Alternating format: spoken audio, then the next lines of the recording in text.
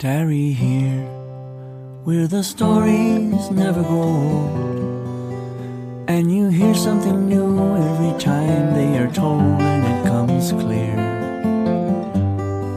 So tarry here, where it doesn't matter your age, and when we gather round the table, we all take the stage year after year. So tarry here. Welcome to the Enlighten Radio Storytelling Hour at enlightenradio.org, broadcasting from Bolivar, West Virginia, Martinsburg, West Virginia, and Hagerstown, Maryland. I'm Fanny Crawford. And I'm Stas Ziolkowski. Today is July 14th, 2025, and our theme today is Stories from, with, and about children, Part 2, because we did Part 1 last week, and we had so much fun and got some good feedback. So we're gonna do some more of similar things. How are you doing? I'm doing pretty good. A day older. All things considered. All things considered, yeah. And mostly spending a lot of time at home. Well, that's not a bad thing. Right. No.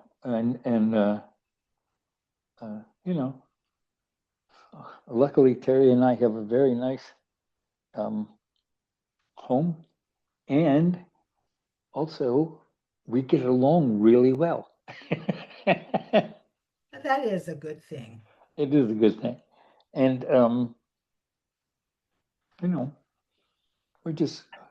we're trying to clear out a lot of clutter and stuff, and we realize that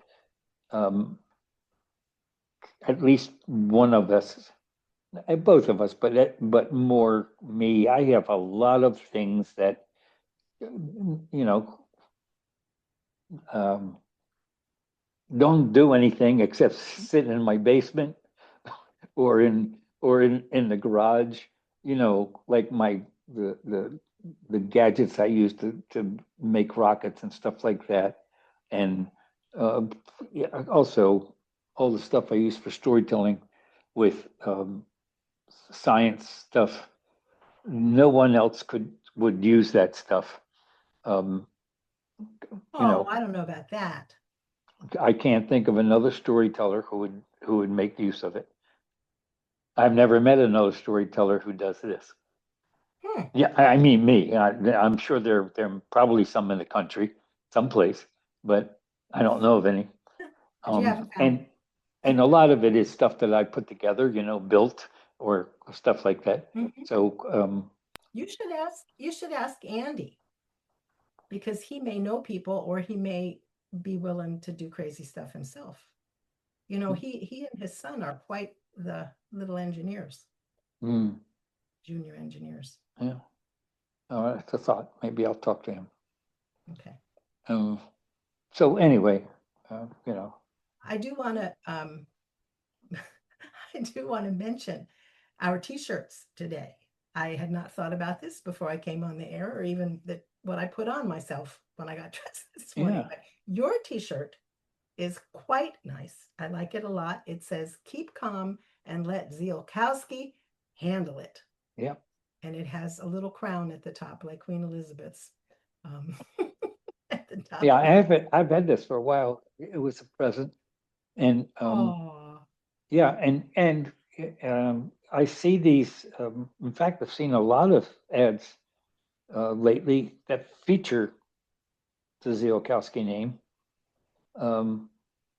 That is a very famous name in America. It has been for a number of years because of Crazy Horse Mountain. And in fact, the shirt I just changed from was Crazy Horse Mountain t-shirt. And a man by the name of Korczak Ziolkowski, and started to build the largest sculpture, that it'll be the largest sculpture in the world. Maybe not the tallest, but the largest. Actually, it's going to be over 500 feet. and he started working on it. It involves no money from any government or federal people or local or anything. It's done all by him raising money. He was a famous sculptor who won many prizes back in the 30s, and actually he wound up buying that mountain property because of his love of the Native Americans, and he and some of the big chiefs from the Lakota Sioux, and I believe the Navajo people. So they asked him if he would do something like this. Their idea was to memorialize Chief Crazy Horse, and he wound up raising money to buy that property. His family owns that mountain and the surrounding area, and they built a home there. There is a museum there of things with his sculpture in it, and that sculpture will be finished sometime around 2050. And of course, he is no longer alive. He died. His wife has passed away. All of his children have been involved. They had 10 children. All of his children have been involved. Many of them are part of the board and guiding people. They have the power to make decisions. Yeah, they have a Native American school at the place. Every summer, many Native American college students can go there, and they spend the summer and take courses. They also perform. People go to see the mountain, and Terry and I have been there and spent some time there. And I have some nice pictures of Terry and I standing way in front of the head of Chief Crazy Horse, which is about, I'm not sure if it's somewhere between 60 and 90 feet tall, just the head.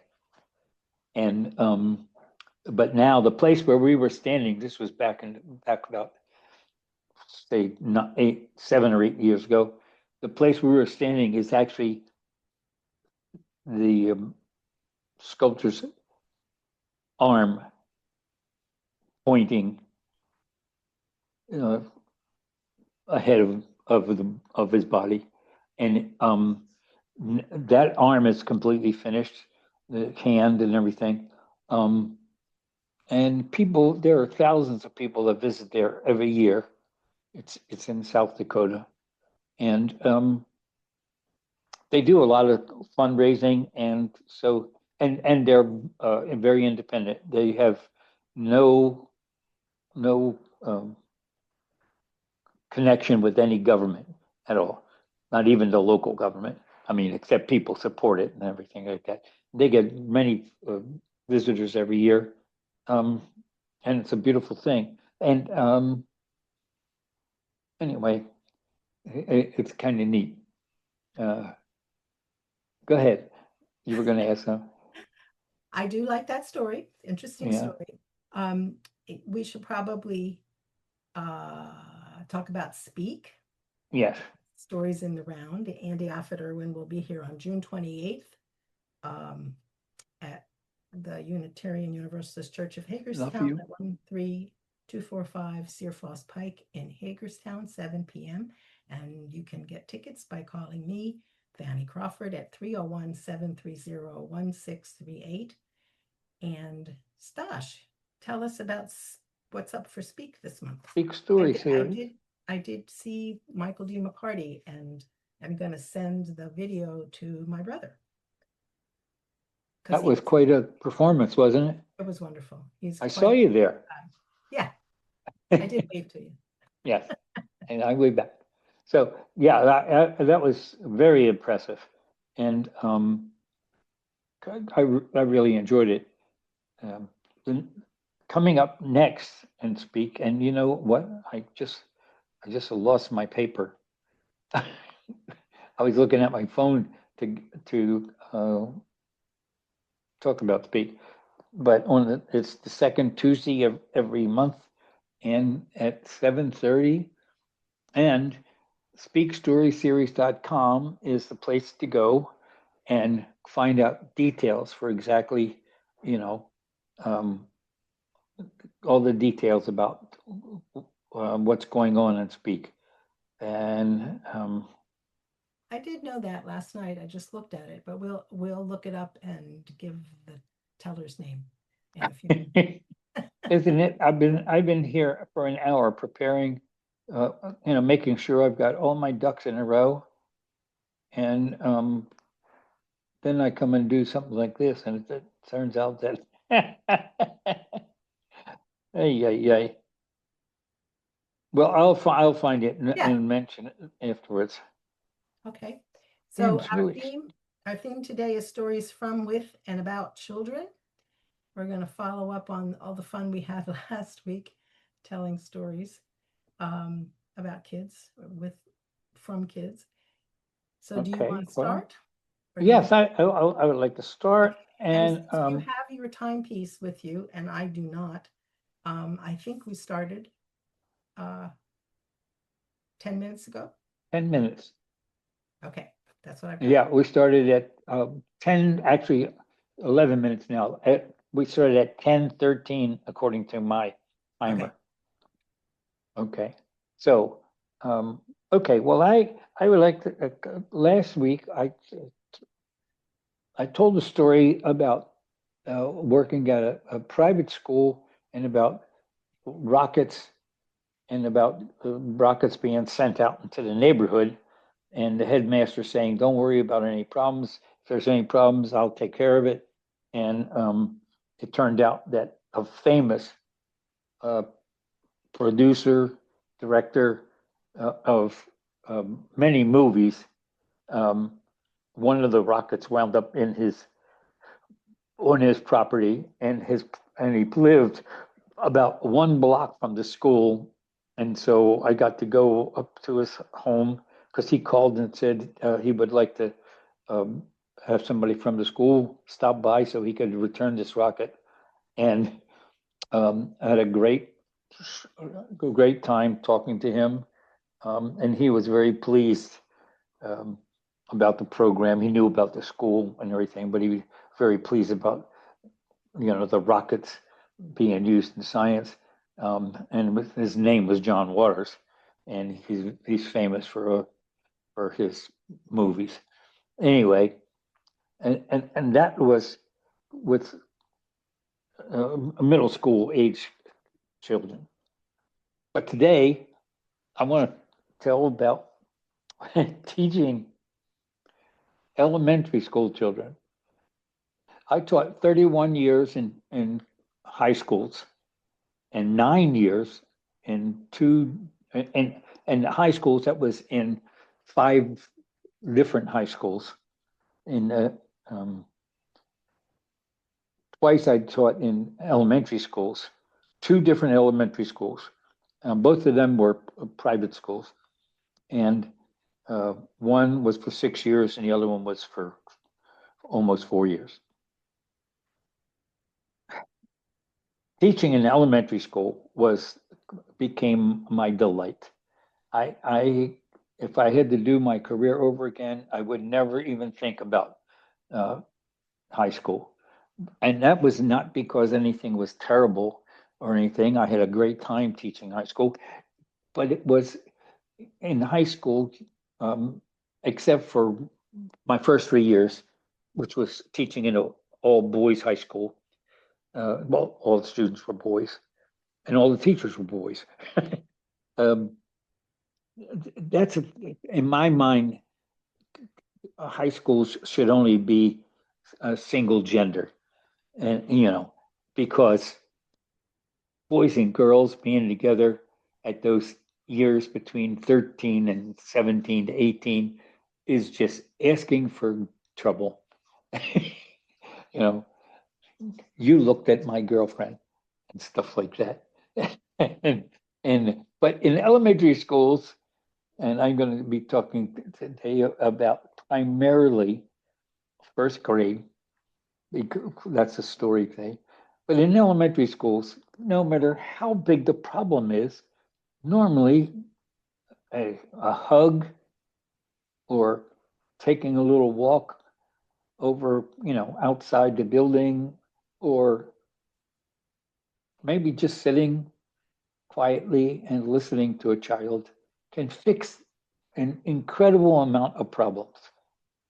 Whereas, uh, dealing with teenagers, you can try the same thing, and I did. I did some counseling and some, you know, trying to work out problems with them and stuff.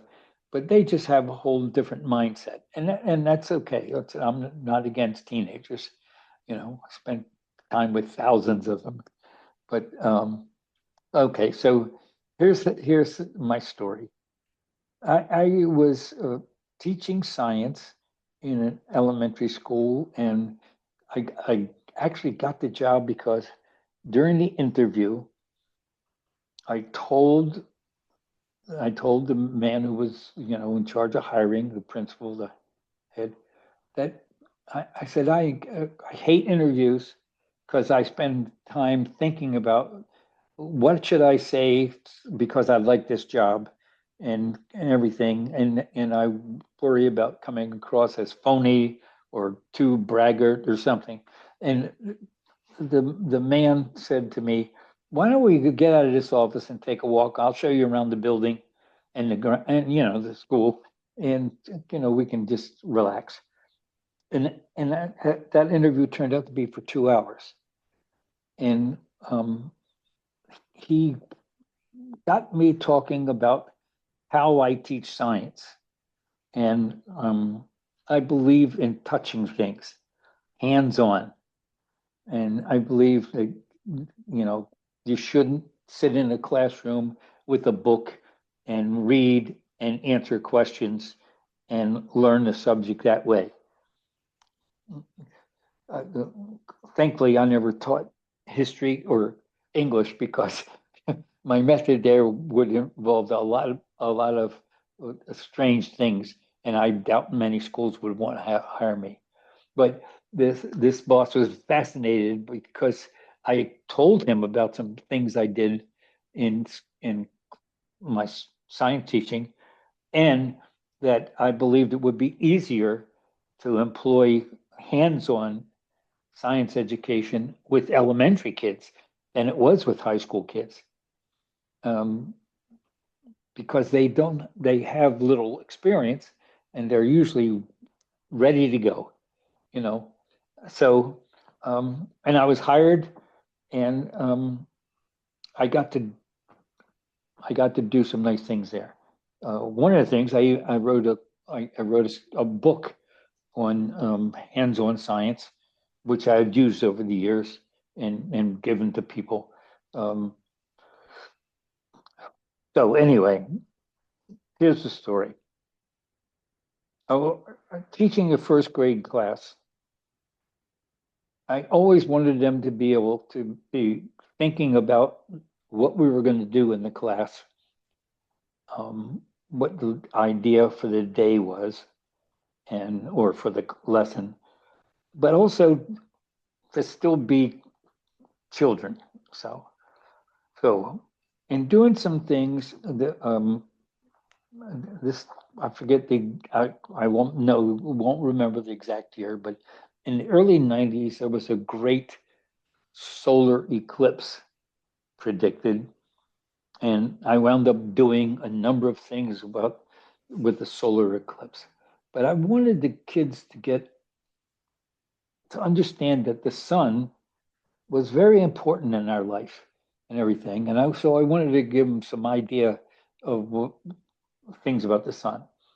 And it came to me that they might profit from learning about sundials and about things like the sun actually enabled the Greeks to come up with a decent measurement of the Earth's circumference by using the sun.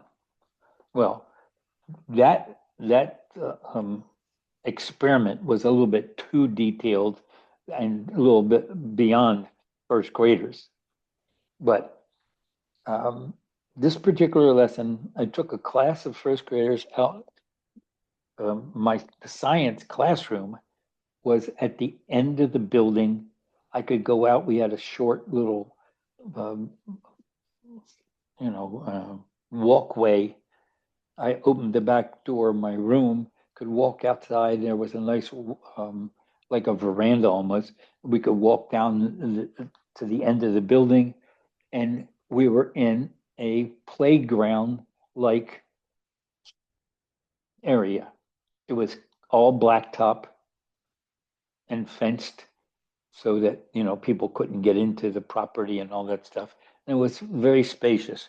Sometimes the phys ed teachers would take children out there for games and that, if it was a nice day, instead of being in the gym and doing things.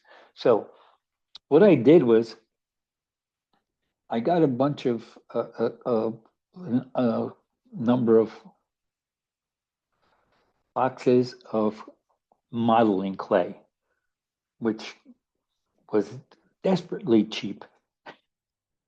And it was stuff, and I used it in a lot of ways in class. And I also got some, I at home, I cut some pieces of wood into 18-inch lengths and sanded them smooth out so there wouldn't be any kind of splinters or anything. And what I did was I had the kids take the modeling clay, and they were working in like groups of 3, take the modeling clay and make a base, just like almost like a small mountain, 4 or 5 inches high, and put the wooden stick, the 18-inch stick, in the center of it, so that it was just this pile of clay with this piece of wood sticking in it. And then I had them, we did this on a nice sunny day. I had them in their groups. There were 6 or 7 groups, I forget what their head. I think I had an odd number of kids in the class, so we couldn't have every group of 3. I think we had one group of 2. And we went to the playground area and made these things sitting on the ground there. And then I told them that they could go to different parts of the blacktop area and pick their own place to set it up. And I had restricted the area so it wouldn't be too far away. And had them put that stick straight up and down. And they were separated by about 8 to 10 feet. And not in a line, but in a roughly square area, so that there were, and we had 7 of those structures. I gave each group a piece of chalk, and I said, "Okay, now we stood around them so we could see all of them, and I said, the sun is up, and what do we have on the ground here?" And there's a shadow of the stick. And I said, "Okay, now here's what I want you to do. don't argue about this, but pick one person in your group. He'll take the chalk, and this was a group of all boys, and I want you to trace around the shadow of that stick.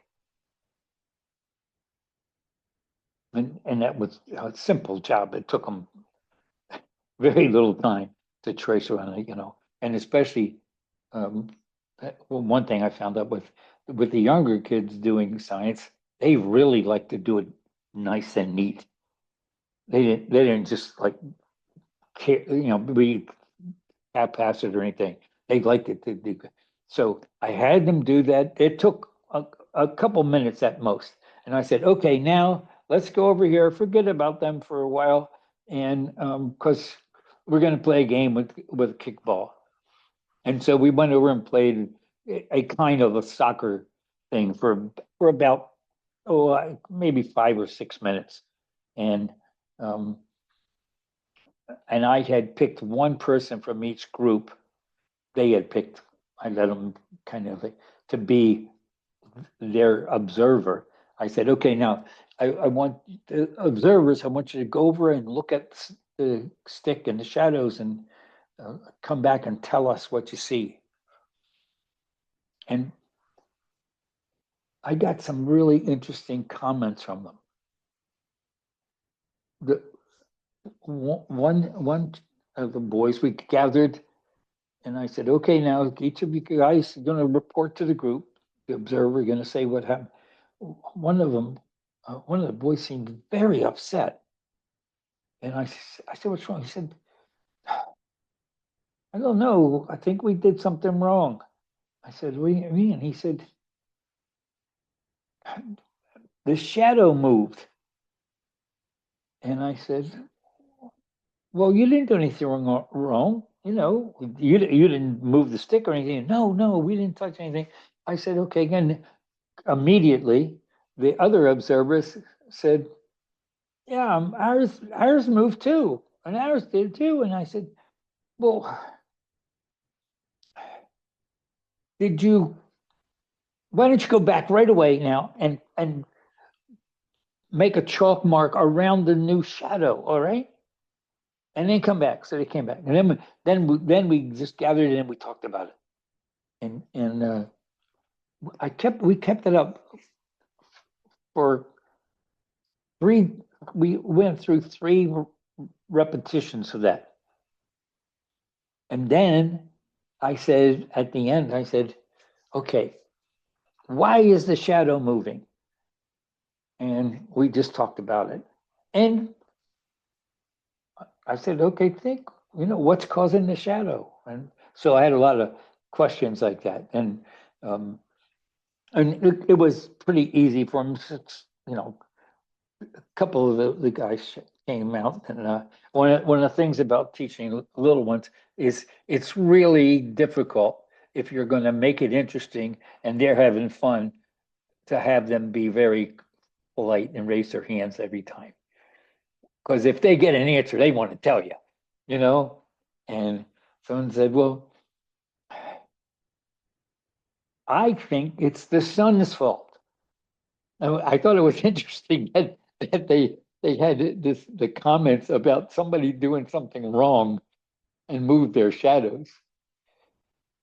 And after about another 5-6 minutes of discussing, they came up with this. The sun it's moved. When we came out before, it was right at the edge of the building. If you look up at the top on the 3rd floor, it was right at the edge of the building, and now it's over here, more in the yard. And they discovered and maybe some of them already had an idea because maybe they had seen shadows before.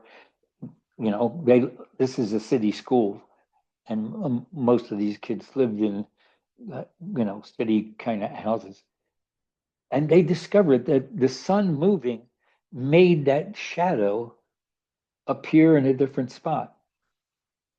And what they found also was they were telling me that the three shadows caused by the sun and each stick were very similar.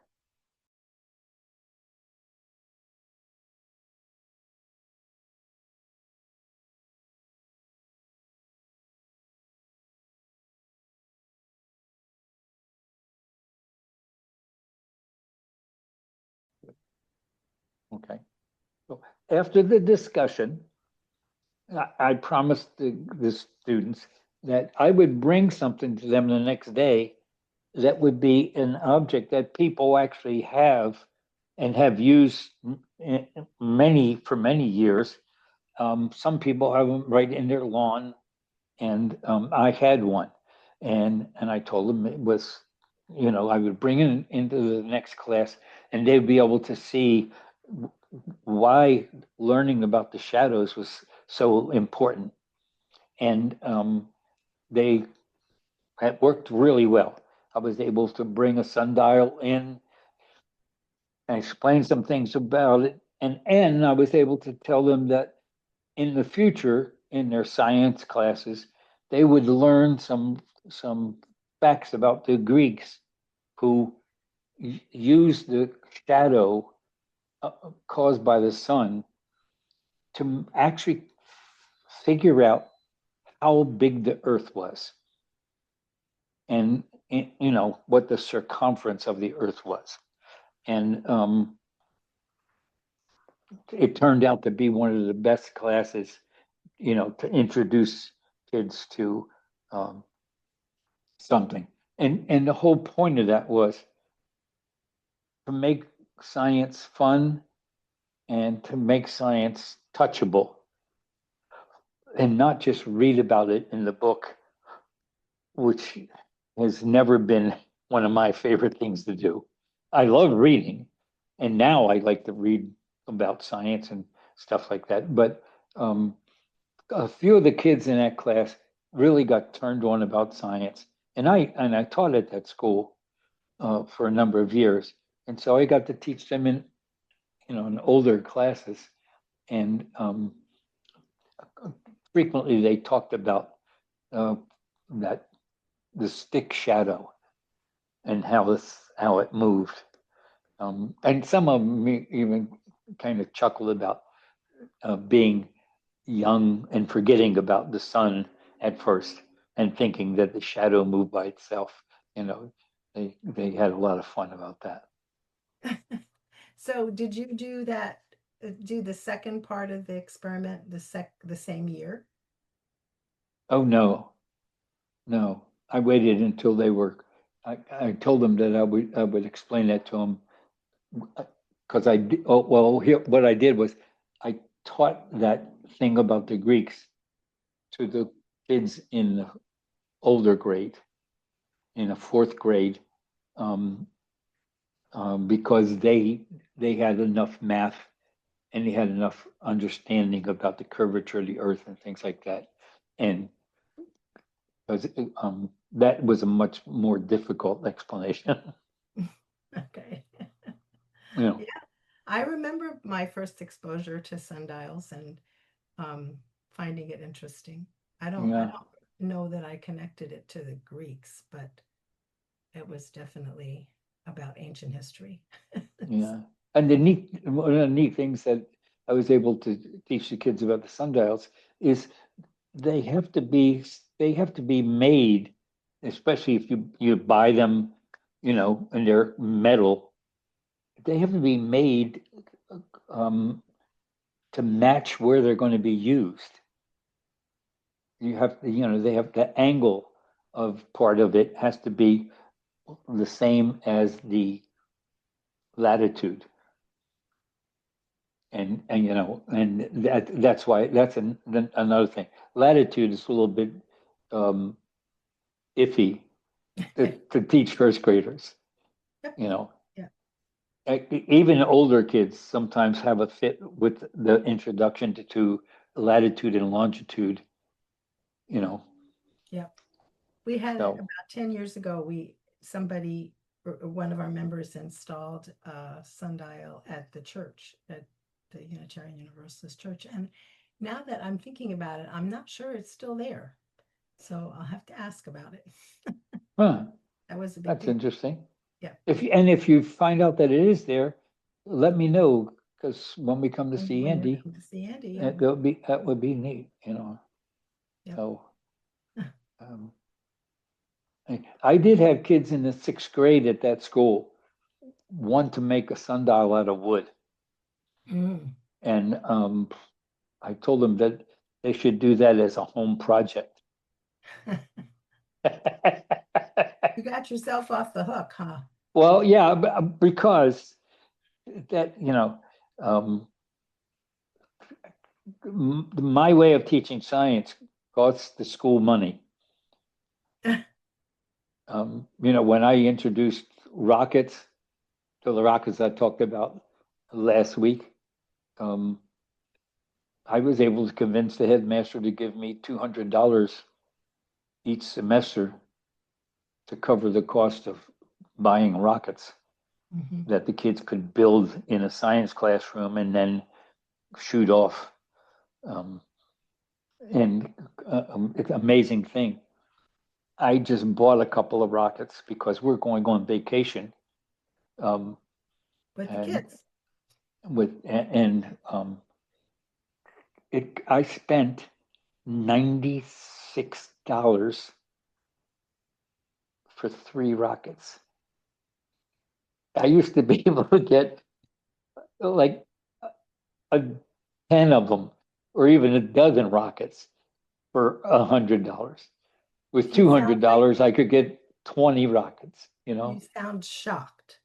I wasn't so shocked, but when we were, Terry and I were actually shopping, you know, and we went to this store, um, the Hobby Lobby, you know, and then we went to Michael's, and then anyway, we two older men happened to walk into the same aisle we were in, and we were making choices, and they were both horrified at how costly. I I remember buying. I said, I can't believe they car charged us. It was fun. That's good. So Yeah. yeah. I remember being annoyed with my mother for commenting all the time on how expensive everything was. And now I feel exactly the same way, and I have to just be quiet. Yeah, inflation. it's phenomenal when you think about it. You Yeah. know, I mean, I told somebody, I told, what do you call it? My great niece who is editing a book that we're writing together, and I bought a brand new Volkswagen Squareback for $2,700 cash. Years ago. And it was when my oldest daughter was about to be born. My wife at the time said, I do not want to have a baby riding in this Volkswagen Beetle that leaks air through the convertible roof and doesn't have heat. And I had gotten that Beetle when I was in college. What a good dad. Yeah, so, and I was glad to get a new car. For the children. Yep. Okay. Well, I should say that you've been listening to the Enlighten Radio Storytelling Hour at enlightenradio.org. I'm Fanny Crawford. And I'm Stas Ziolkowski. This is our official station identification as we move into the second half. Okay. I'm going to tell a story. This is called Mama Cat. There was once a mama cat, not a house cat or a farm cat. She lived way up in the hills. She lived in a little cave or a hole in the ground under the roots of a big tree. And she filled that little cave with dried grass and dried leaves. It was quite cozy in there. That's where she lived with her kittens. There were 3 of them. Stripy Tail was a little girl kitten, all gray except for white rings or stripes on her tail. Stripy Tail was an explorer, always wanting to be outside the little cave and ready for adventure. Sometimes Mama Cat could hear Stripy Tail's little feet running out of the little cave and onto the path that led down to the creek. And that's what those little kitten feet sounded like to Mama Cat. Fluffy, the second kitten, had longer, fluffier gray hair or fur than the rest of the family, like a fluffy gray pillow. She liked looking for new and interesting flavors and tastes. And sometimes Mama Cat could hear Fluffy lapping up new tastes with her little pink tongue. That's what Fluffy's little pink tongue sounded like when she was tasting something. Squeak was a little boy kitten. It was easy to keep track of Squeak because he kept up a steady scream of happy stream of chirps, mews, and squeaks. Mama Cat could often hear Squeak talking to himself. She was doing a fine job raising these kittens, teaching them what they needed to know. She had only 3 basic rules she wanted them to learn. Mama Cat rule number 1. Meow. Outside in the wide world, watch and listen carefully. Always pay attention to what and who is going on around you. When I call you, my growly purr, you need to come to me right away.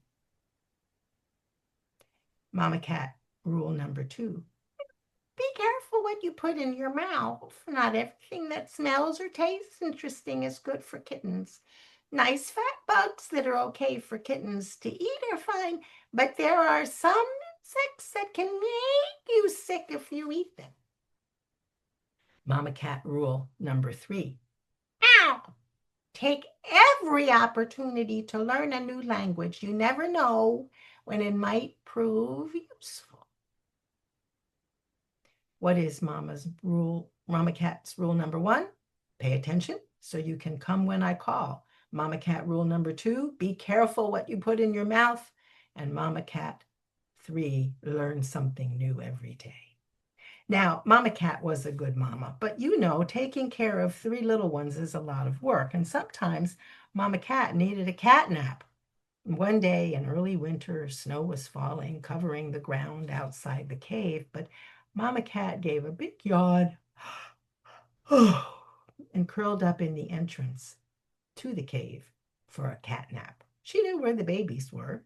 Stripy Tail was curled up by Mama Cat's tail. Fluffy was snuggled in next to Stripy Tail, and Squeak was sleeping right on top of Fluffy.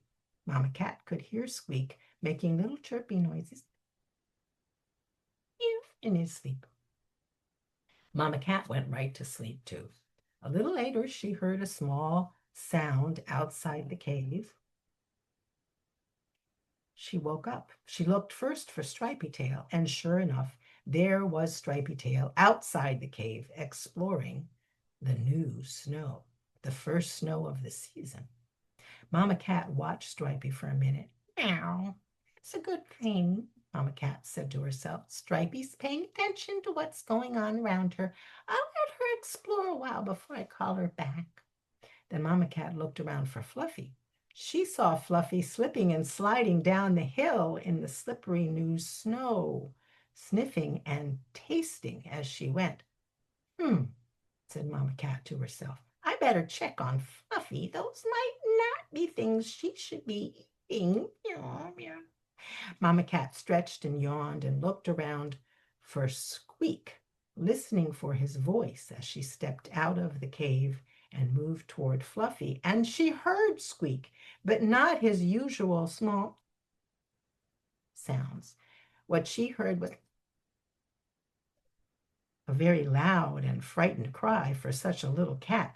Instantly, Mama Cat was at his side. She looked where Squeak was looking, in the direction of a big rock further up the hill from the tree that hid their little cave. Sitting on top of the rock was a big, hairy, spotted dog. His tongue was big and pink. His ears were long and hairy. His nose was long and wet and brown, and his paws were almost as big as Mama Cat herself. That dog was far enough away. He hadn't heard Squeak, and since he was looking away toward the top of the hill, he hadn't seen Mama Cat or any of the kittens.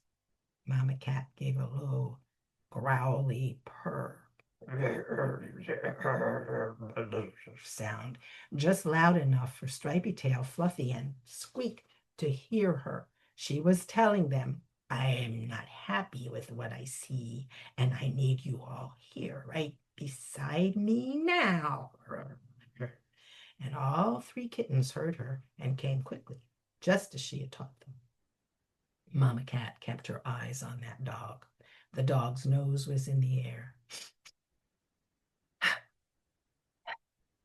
A little breeze began to flutter the few dry brown leaves on the trees, and the dog began to notice the smell of cat and kittens. He raised his nose in the air and looked all around him, and there they were. He jumped down off that big rock and started trotting, not too fast, just fast enough toward Mama Cat and her kittens. Mama Cat watched him come. The kittens crowded in close behind their mama. Mama, that dog is coming.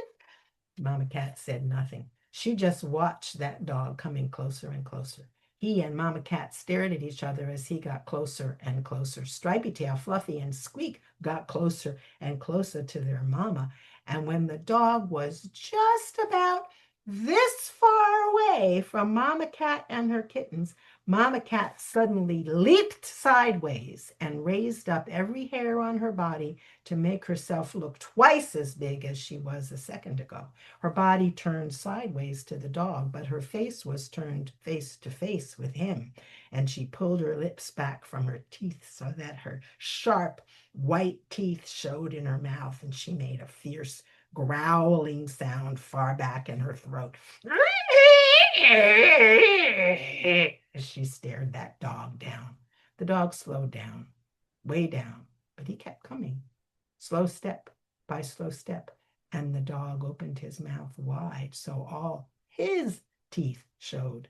He was so close now, Stripy Tail, Fluffy, and Squeak could feel his hot, very stinky breath, and the dog made his own growly sound. Mama Cat made a little hop on all four of her feet, stiff-legged with her hair standing out all over her body. She looked even bigger now. The dog planted his 4 feet in the snow and stretched his head forward toward her kittens. He had big, scary yellow teeth, saliva dripping from his mouth. Mama Cat warned him back with a long spitting, but the dog stayed where he was. Mama Cat turned her body again, so she was facing the dog head on. Mama Cat opened her mouth wide and said, "Ruff, ruff, ruff!" And that dog leaped away from Mama Cat with a little squeak of his very own and ran off with his tail between his legs. That dog was never seen again on the hillside. The 3 kittens were all talking at once, asking the same question over and over. Mama, do that sound. Where did you learn to do that sound? But Mama Cat sat down and began to give her 3 kittens a nice warm bath, covering every square inch of all their little warm bodies with her own wet pink tongue. The Mama Cat's tongue was busy, and she didn't answer their questions till she satisfied herself that she'd covered every inch of every kitten and that they were all healthy and safe. And then she called them all back into the cave and said, "Meow, meow. Always take every opportunity to learn something new every day. Learn a new language. You never know when it might prove useful." Meow.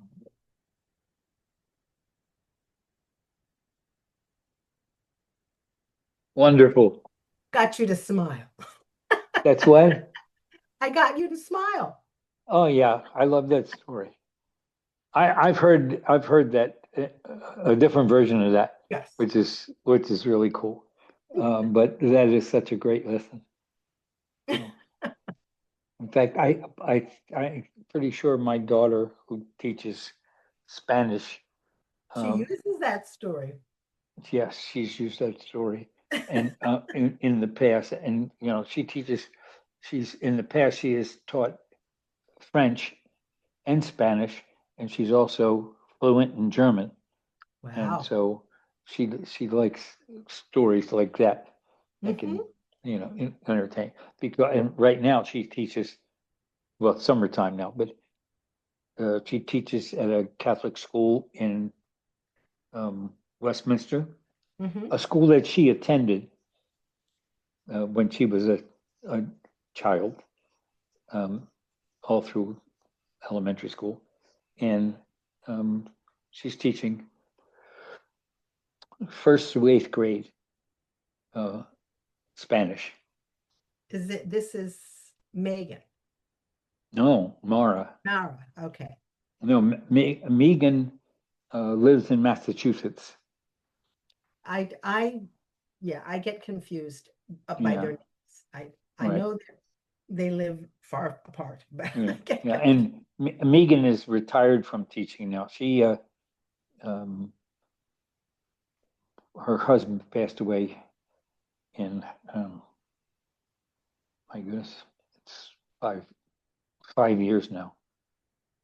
Who will be soon, and right about that time is when she's about a year after that she stopped teaching at the college. She was a college teacher for a number of years, and now so Mara is the last teacher in the family. Okay. No. So did she travel to Spanish speaking, French speaking, and German speaking countries, places? Actually, she did. She studied a summer in Merida, Mexico. She spent a year in Germany as an au pair. During that year in Germany, she traveled to France with the family. They did 2 vacations in France.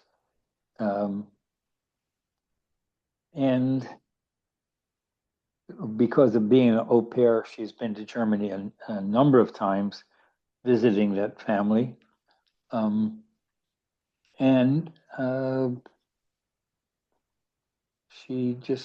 I think she attended Dennis's wedding just, I think, a year ago. Dennis was a student that was the little, I think, 2.5-year-old that she was the au pair for. And That's yeah, wonderful. yeah, I'm very proud of her for her language skills. And once at a niece's wedding in Baltimore, we were standing on church steps. We were there a little bit early, and it was Terry and myself and Mara, and a man came towards us, and he seemed to be having a problem with erections and everything, and he spoke to someone down at the foot of the steps. We were up maybe 8 or 9 steps, and the person said, "I'm sorry, I don't understand you." And Morris said, "I'll be right back." She walked down the steps and began speaking to the man. She heard him, and he was speaking Spanish. He was speaking, um, and so she had this conversation with him, told him, you know, where he wanted to go, and explained to him. And then she came back up, and I said, "Boy, that was really neat. I'm really proud of you." And she said, "I said, I was so surprised that you did that." And she said, "Dad, I majored in languages." I'd actually told, I know that, but I was proud of you because you were so kind to that man. But later, oh, I'm sure sometime later, a year or even more than that, she said, I always wondered, did you forget that I studied Spanish? Anyway. So is her son John, your grandson, Yes, yes. learning languages? Is John learning? Mm-hmm. Let's see. Um, in school, he is studying. He's in eighth grade, going into eighth grade.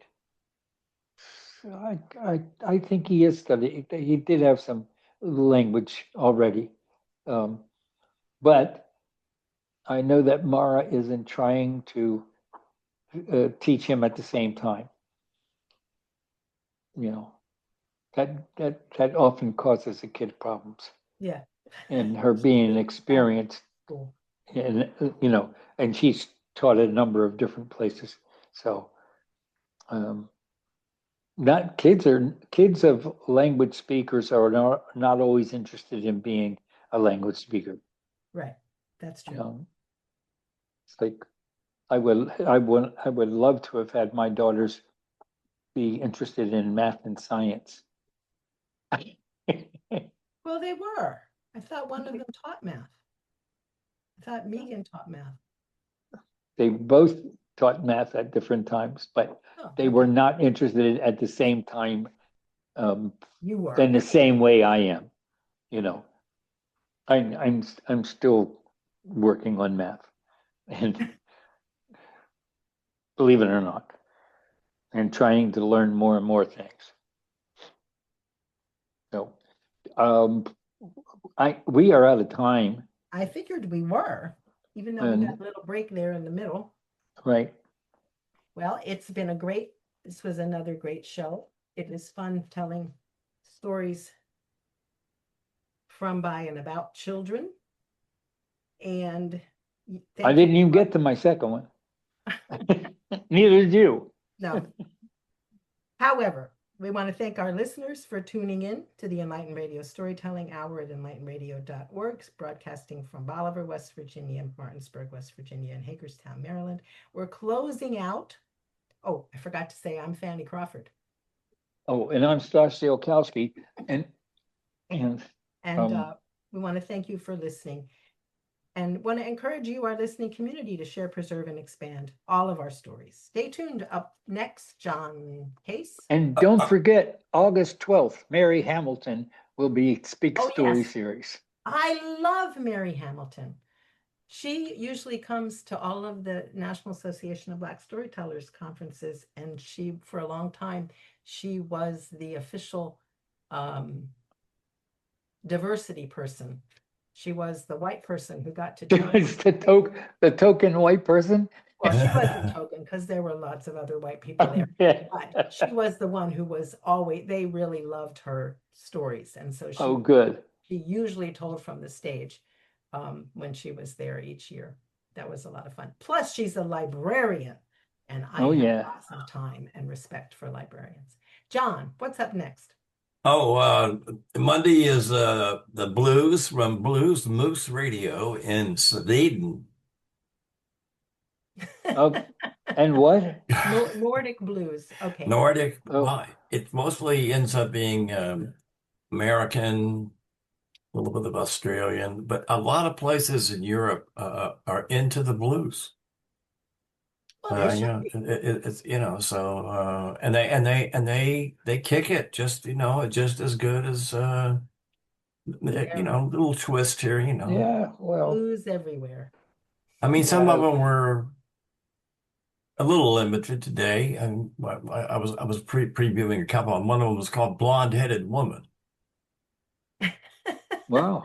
And but it may have had 2, maybe 3 additional words in the whole song, but I don't think so. I think actually the first of 8 bars of each verse had exactly the same blonde-headed woman, blonde-headed woman. Right. Blonde-haired woman. Well, we'll have to listen. Blonde-haired woman. Yeah. I mean, there you go. Okay. So that was Sandy, what is Sandman? Is that a scary story? Yes, Jose's good friend and fellow artist, Richard, his last name just flew out of my head. Okay. Who they worked together for a long time, and every year Richard would do a haunted house. He has a big house in Braddock Heights, right on the main street in Maryland, and he would decorate the house. He had caverns underneath the house and scary places all around the house, and hundreds and hundreds of kids would come from all over the place to see his haunted house for tours through the house. And this was a t-shirt he did early on, celebrating his Halloween house. wow. The Sandman was part of the event. I want to ask you something. Last week, a friend of mine and Terry's from Frederick, who doesn't live in Frederick, was traveling from Colorado on her way to